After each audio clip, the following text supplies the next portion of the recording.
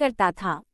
इसकी सल्तनत बहुत वसी थी और इसका खजाना दौलत से भरा हुआ था, मगर बादशाह हर वक्त गमगीन रहता था। इसकी वजह ये थी कि उसका इकलौता बेटा शहजादा हुस्न एक दिन शिकार के लिए गया मगर वापस ना लौटा। बादशाह ने शहजादे की तलाश के लिए अपने सिपाहियों को मुल्क के हर हिस्से में फैला दिया। कोई जगह ऐसी ना थी जहां सिपाही ना पहुंचे हों, मगर शहजादा कहीं ना मिला। इस दिन के बाद बादशाह और मलका का सुकून बर्बाद हो गया और वो दोनों गम में डूब गए। मलका तो चारपाई से लग गई, यानी हर वक्त बीमार रहने लगी। इन दोनों के लिए ये हादसा ऐसा था जिसे वो कभी ना भुला सकते थे। एक दिन मलका अपनी मर्दाना पर लेटी हुई बाहर की तरफ देख रही थी कि अचानक एक तोता खिड़की में आ बैठा। इसकी चोंच में एक अंगूठी थी। जब मलका की नज़र इस अंगूठी पर पड़ी तो वो चौंक गई और फौरन उठकर बैठ गई। तोते ने वो अंगूठी मलका के सामने फेंकी और उड़ गया। मलका बेचैन होकर जल्दी से वो अंगूठी उठा ली और खुशी से चीख पड़ी। देखते ही देखते कनीज़ें इसके गर्द जुमा हो गईं। बादशाह भी दौड़ता हुआ आया। मलका ने वो अंगूठी बादशाह को दिखाई और सारा वाक़या सुना दिया। बादशाह ने भी फौरन शहजादा हुस्न की अंगूठी पहचान ली। बादशाह ने फौरन दरबार लगवाया, तमाम दानाओं और नजूमियों को बुलाया और इस वाक़ये के मुताल्लिक़ उनसे राय ली। एक सफ़ेद रैश बूढ़ा खड़ा हुआ और बोला, बादशाह सलामत, शहजादे के गायब होने में ज़रूर किसी जिन, परी या जादू का हाथ है। ये तोता कोई आम परिंदा नहीं बल्कि ज़रूर कोई जिन या परी होगी जिसे शहजादे पर तरस आ गया। वो खुद शहजादे की मदद करने से मजबूर होगी, उसीलिए उसने अंगूठी यहाँ पहुँचाई ताकि हम कोई रास्ता तलाश कर सकें। ये सुनकर बादशाह ने कहा, ऐ दाना शख्स, फिर अब बताओ हमें क्या करना चाहिए। बूढ़े ने कहा, जिस तोते ने अंगूठी पहुँचाई है वो ज़रूर दोबारा आएगा। उसी से शहजादे के बारे में मालूमात हासिल की जा सकती हैं। बादशाह ने ये सुनकर दरबार बर्खास्त कर दिया और ज़्यादातर वक्त मलका के कमरे में रहने लगा, तोते की राह देखता रहा। चंद दिन बाद वो तोता वाकई दोबारा खिड़की में आ बैठा। बादशाह और मलका ने उसे देखा तो उनके दिल ज़ोर ज़ोर से धड़कने लगे। बादशाह ने हिम्मत करके कहा, तुम जो भी हो, खुदा के लिए हमारी मदद करो और बताओ हमारा बेटा कहाँ और किस हाल में है।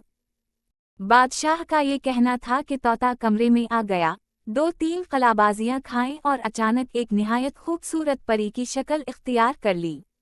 परी बोली, ए बादशाह, तुम्हारा बेटा जिंदा सलामत है, मगर सफरजाज, सबकों के बादशाह, की कैद में है। तुम्हारा बेटा जिंदा सलामत है, मगर सफरजाज, सांपों के बादशाह, की कैद में है। ये सुनकर बादशाह और मलका दोनों पर सकता तारी हो गया। मलका की आंखों से आंसू बहने लगे और वो बोली, ऐ नेक दिल परी, हमारे बेटे का आखिर क्या कसूर था जो उसे ऐसी कैद में डाल दिया गया। परी ने आह भरी और बोली, मलका, जिस दिन शहजादा हुस्न शिकार के लिए जंगल गया, वो इत्तिफाकन एक ऐसी वादी में जा पहुंचा जहां 2 अजीम सांपों के बादशाह सफरजाज और पतीरी दींगराज आपस में लड़ रहे थे। शहजादा काफी देर तक ये मंजर देखता रहा, मगर जब उसने देखा कि सफरजाज अपने दुश्मन पर गालिब आ रहा है तो उसने नादानी में तीर चला दिया जो सफरजाज के बेटे को जा लगा। सांप का बेटा जख्मी होकर भाग निकला और पतीरी दींगराज भी अपनी वादी की तरफ चला गया। जब सफरजाज को मालूम हुआ कि उसके बेटे को एक इंसान ने जख्मी किया है तो वो आग बबूला हो गया। उसने अपने सांपों के लश्कर के साथ शहजादे को ढूंढ निकाला और एक तिलिस्मी गार में कैद कर दिया, जहां से निकलना नामुमकिन है। बादशाह ने बेकरारी से पूछा, ऐ परी, क्या कोई रास्ता है जिससे हम अपने बेटे को आज़ाद करा सकें? परी बोली, रास्ता तो है, मगर बहुत कठिन। उसके लिए एक ऐसा बहादुर, अक्लमंद और नेक दिल नौजवान चाहिए जो अपनी जान की परवाह ना करे।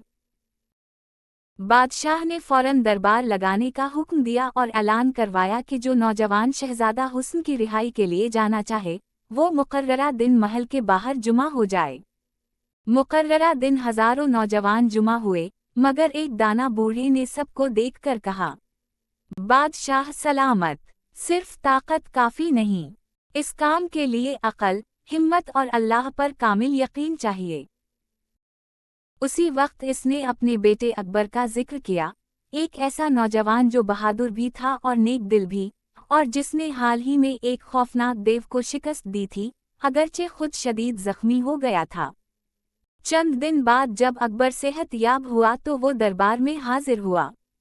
इसके चेहरे पर नूर और आंखों में अज़्म था।